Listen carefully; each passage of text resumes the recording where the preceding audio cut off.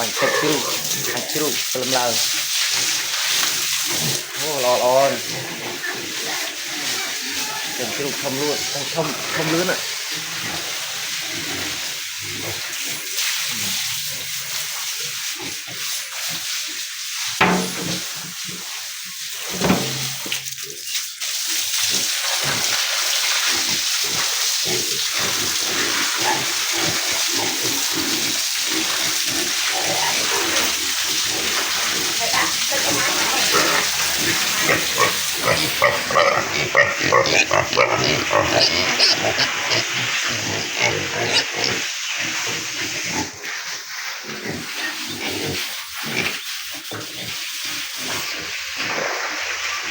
ini chầm đây chiru đi tra con bò chầm này chiru anh có bò chiru ini gìเลยโต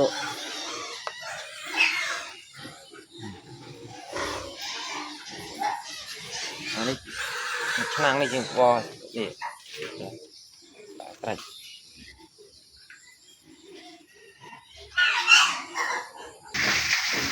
โน่เวลนี่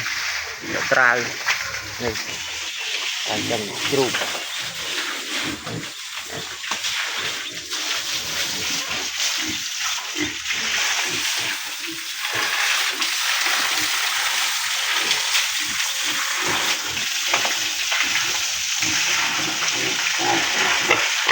ตรง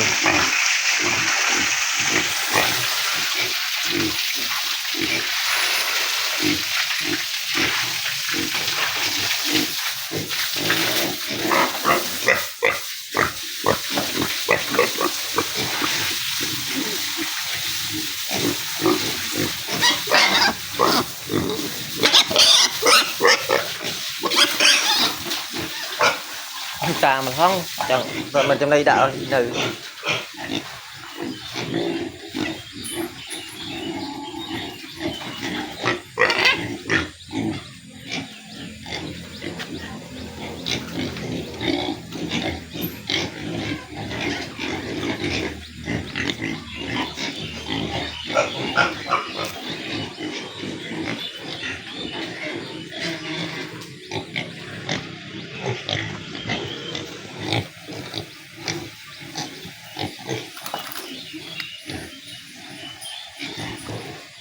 บรรทึกให้สระสายสุขเพียบล้อเจ้าใส่เยอะเลยน้องเสือตึกสุขเจ็ดทำเจ็ดนี่ตรงบรรทึกตึกตัดให้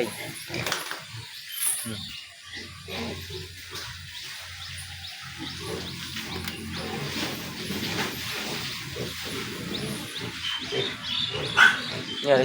tầm tạ ơi, đã ngày môn lò này.